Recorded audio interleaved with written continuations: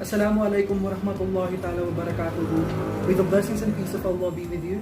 Good day, architects. I am Keitrick Ohmar and my thesis is named Cultural Heritage University of the Bangsamoro, a paragon of Filipino Muslim arts through a culture-reflective tertiary education facility. And this project is located in the municipality of Buluan in the province of Maguindanao. And here are the reasons why this project has so much significance in our community. Bangsamoro Autonomous Region in Muslim Mindanao, or what we call BARMM, is composed of 3 cities and 5 provinces, Keitrick, Maguindanao, and Lano del Sur in Mindanao Island, and Basilan, Sulu, and Tawi-Tawi between Salabas and Cebuisi. This region houses the popular Muslim icons like Kulintang, Singkil, and Sarimano, yet at the same time it also boasts the most poorly literate region in the Philippines. According to Commission on Higher Education, student population in the Bangsamoro region as of August 8, 2019 is 66,880. But what concerns Bangsamoro? First is on poor literacy. According to Philippine Statistics Authority, BARMM is ranked as the lowest when it comes to literacy rate among all regions in the Philippines. Second is education disengagement. Another concern is that people tend to engage immediately to employment rather than going to school for education. Third is the lack of academic facilities. In the Bangsamoro region, there are not enough schools that in 2016 to 2019, it plummeted its number of enrollees with a whopping 38.74%, or an equivalent of 42,300 students. Number 4 concern is that the region is prone to terrorism. Just recently, the Marawi siege in 2017 had resulted to 100 death tolls composed of 90 civilians and 61 men from the armed forces. And our 5th concern, lastly, is the lack of arts appreciation.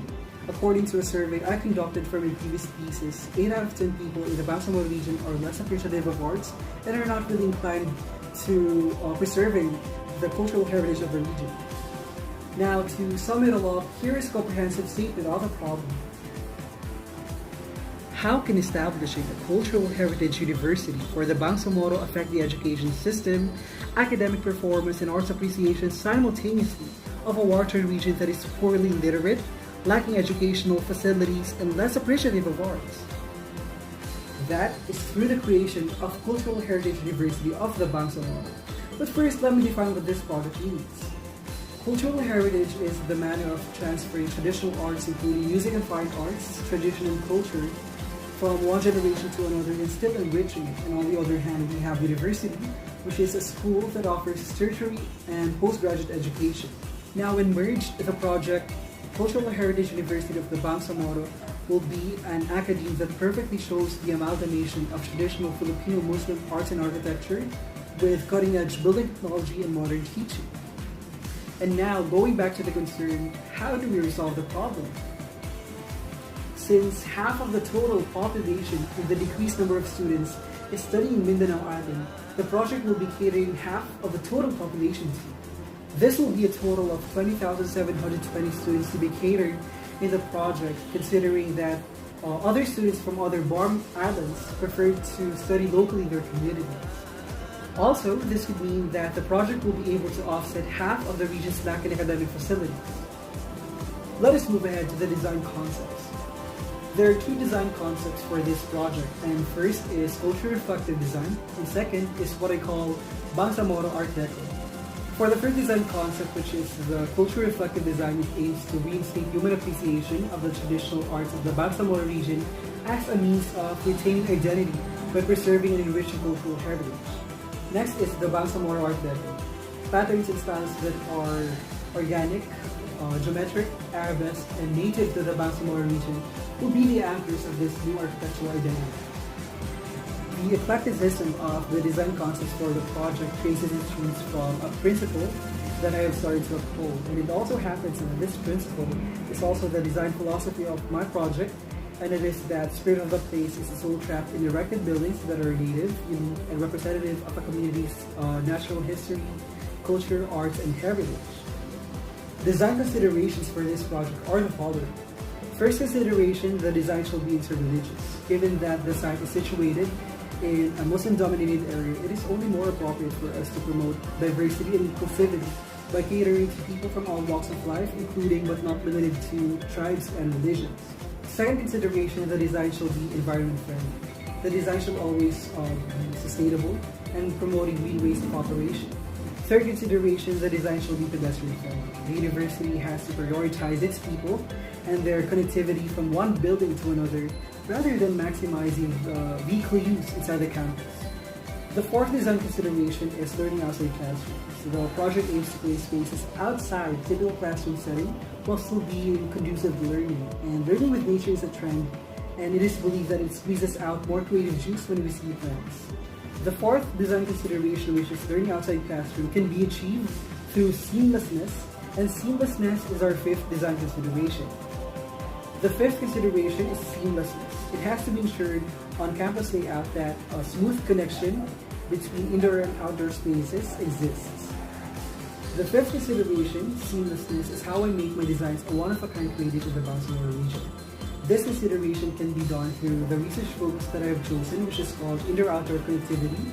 It is the seamless connectivity between two different spaces, which are usually the outdoors and the indoors. I'm currently looking at the concept board, and on the top right side of it, I have shown the evolutionary form of a Torogan house, one of my design inspirations for my buildings. Now, the stilt house with intricately treated beams called panolong extends horizontally and becomes repetitive. And an Islamic literature is then added to the Torogan, and then it becomes the administration building that I call Torogan building, a minor facility. Let's proceed to the site. The site is located in the municipality of Buruan in the province of Maguindanao, and it is 100 meters away from the provincial gateway that separates the provinces of Maguindanao and Sucat Gujarat. It is a greenfield area in the institutional zone of the community, and it is used for agriculture, specifically for the following crops: rice, African oil palm, and corn.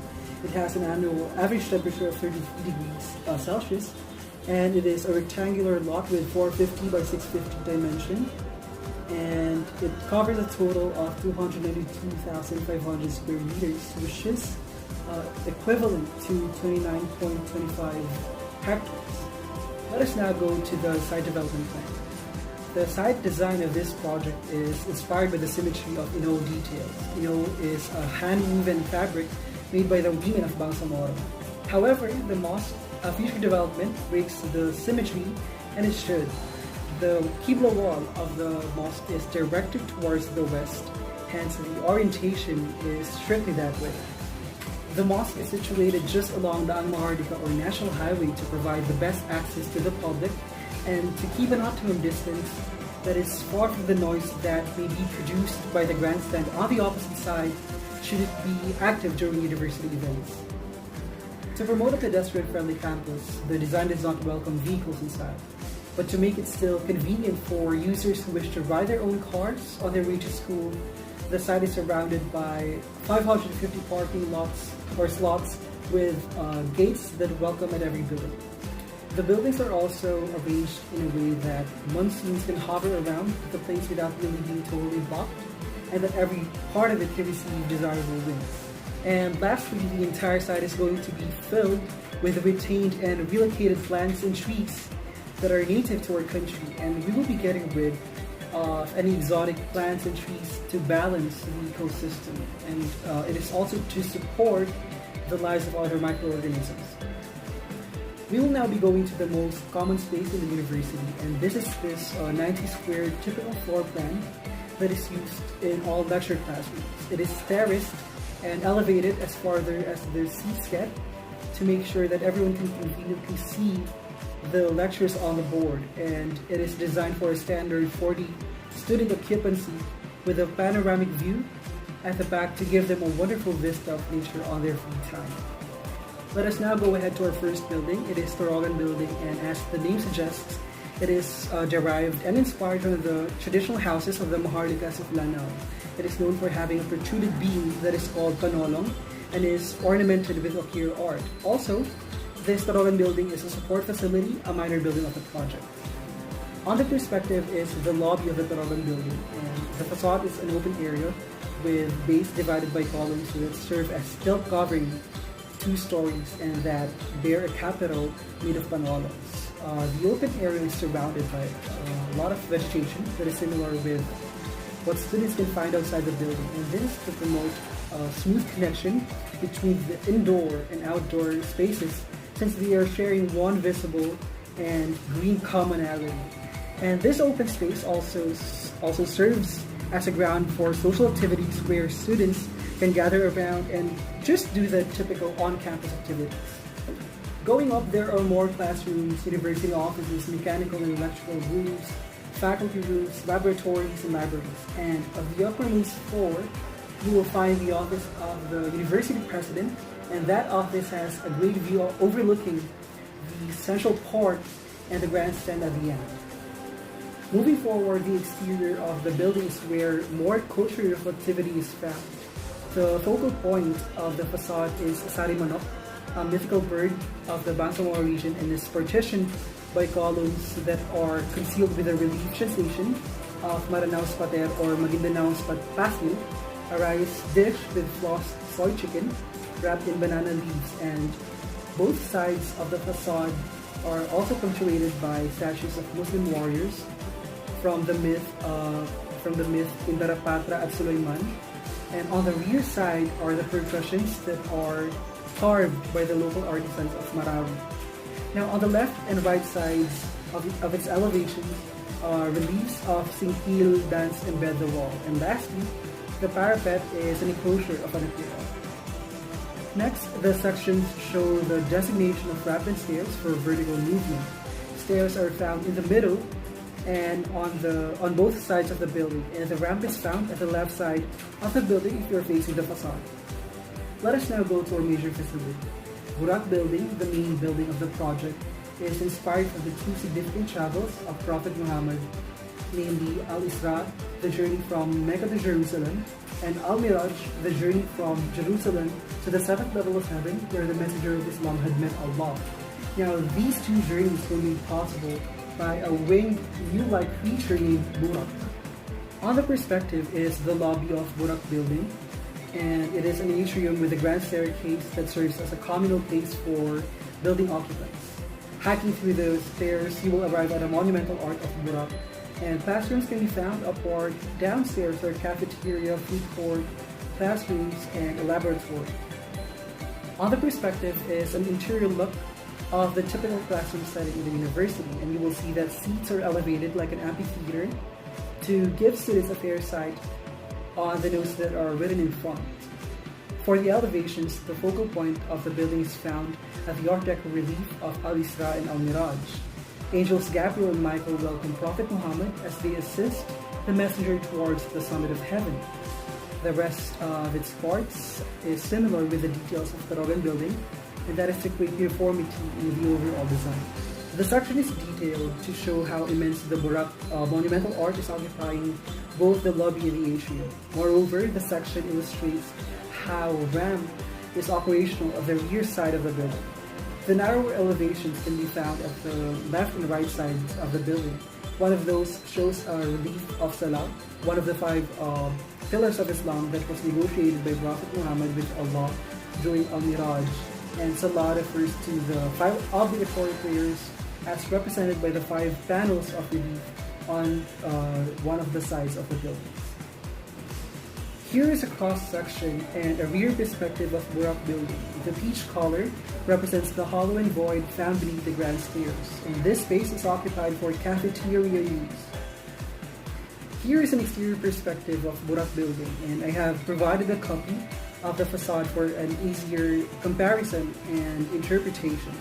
Also, please note that Burak building, being the main facility of the university, is a prototype of 13 other buildings in this project. What can differentiate them is that there are more stories to tell through visual arts, literature, through architecture like Burak. Let us now go to the base section and spot details.